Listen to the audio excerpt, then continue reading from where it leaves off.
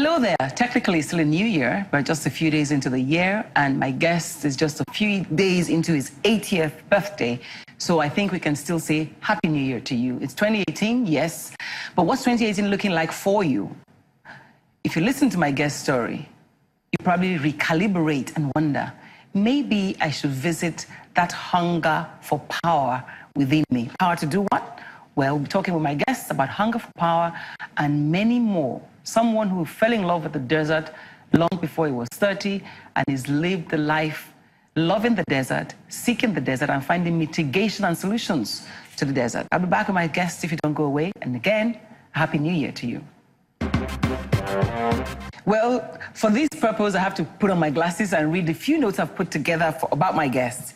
He's from Delta State, southern Nigeria, from a village called Akuku.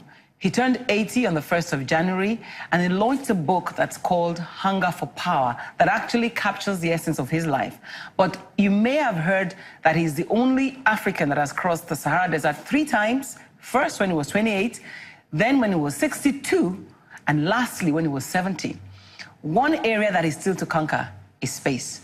My guest today is Dr. Newton Jibunoh. It's nice to have you on the set. Thank you for having me. I'm glad to have you because, I mean, we've just conversed on the side, but, you know, I'm also glad that finally we can get to read your biography from your own lenses for the first time. I wonder why you chose the title Hunger for Power and why it took you 80 years to come out with this book. Well, I wanted to have sufficient stories to tell because up till this very moment, but for the various insurgencies that are taking place around the continent, I had wanted to have one more expedition across the Sahara. In fact, I thought I was going to do that for my 80th birthday. Your family should have changed you. Well, apart from the family, the Ministry of Foreign Affairs wouldn't give me the usual support because of the security situation, not just in Nigeria, but across the entire continent.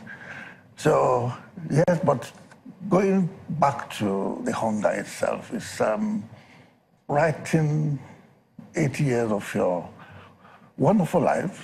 It's not, so the hunger was there right from my second expedition. And of course, I wrote some other books before this particular one, but this was the one that I decided to, write,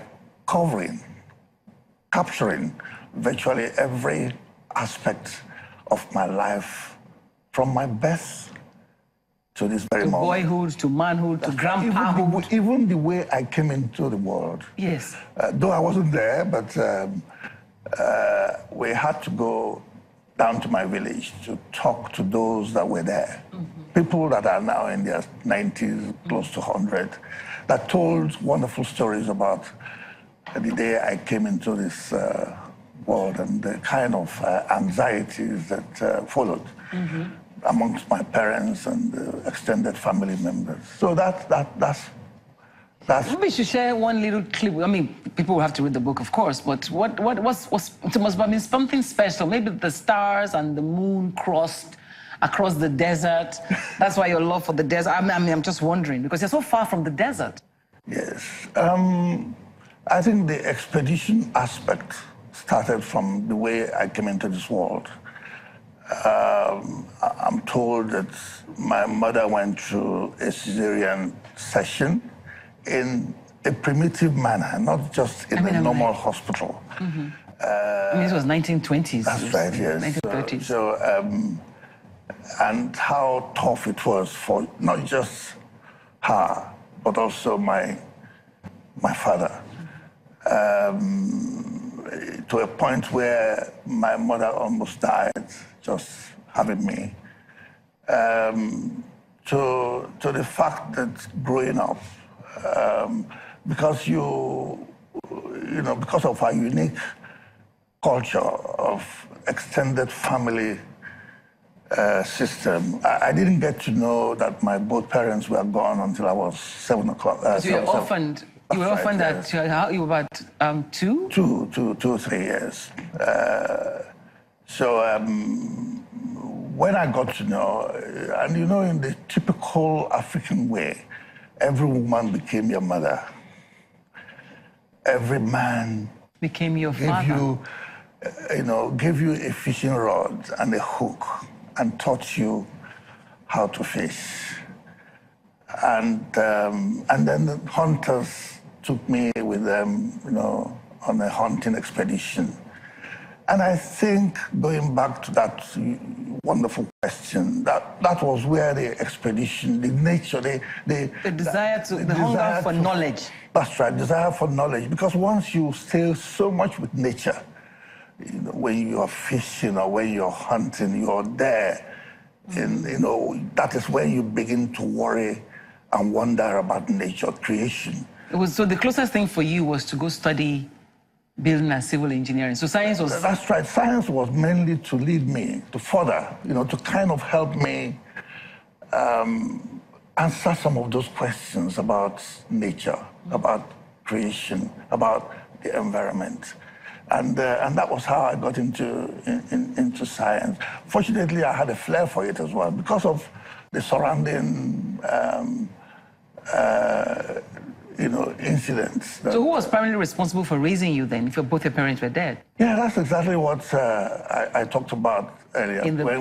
When I talk about men becoming a teacher, buying you a fishing rod, and buying you a fishing... So everybody was your father? Yes, that's the unique thing about our culture, the extended family system. I've always said that it's probably in Africa alone that you have that kind of situation. So who paid your fees through school? Who was responsible for all of those things? Well, my uncles were very, very unique, my aunties.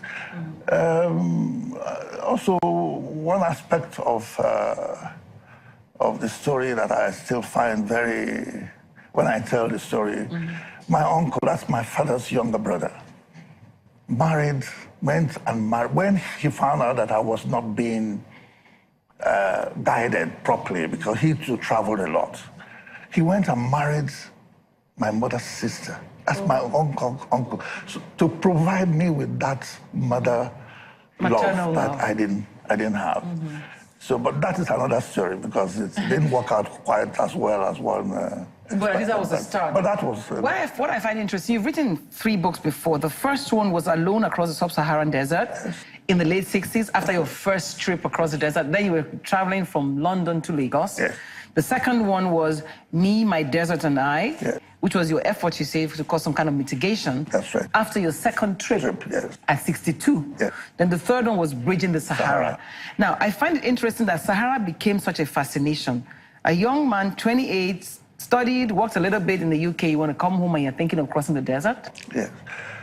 Well, it was the era of the space race. If you recall, the race to the moon, the race to the space, started in the 60s.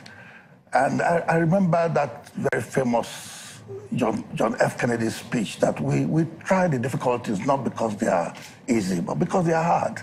When he was defending the budgets that he needed to be able to continue the exploration. That touched me, and I followed the whole, being in the science as well, I followed the whole story about, how can one be building a rocket with solid fuel and to fire this rocket into the space, traveling millions of miles without, those things captured my whole life. And I continued to follow the story. So having been part of that era, I said, no, I cannot go back to Nigeria. That concrete something. Being, say, look, I have been part of this era. And that was how the whole idea came to me, that, look, if I cannot go to the space, and I cannot be part, because if I had my way, I would have become part of it. You did try, what was it? Well, first of all, my line of study was not, they needed somebody in aeronautic. And I was too far away from aeronautic engineering. So that made it almost impossible for me. But then I said, look, if I carry out my own expedition. Maybe somewhere down the line, somebody will put aside that requisite qualification and say to me, look, you can come and join us. But of course, I was dreaming and living in the. So you wanted to make a point. You wanted to prove that you wanted to be the first to have done it. Do you think about your safety? You know, that's the interesting thing about expedition and adventures. You don't worry too much about your life. I'm sorry to say so, but that is true. Other explorers will tell you that if you go on an expedition, you do it with a 50-50. You must be ready to die. Let me put it straight. You know, you have to be ready to die because go back to history. The earlier explorers, most of them, they didn't survive. Only very few of them survived. But you see, it's what they now leave behind. The kind of message they are able to convey, especially to those following them, to those that will go and say, why was he doing this? What are the benefits? So those are the things that goes, and I haven't read a lot about explorers. Those were the things I found that I had in me naturally.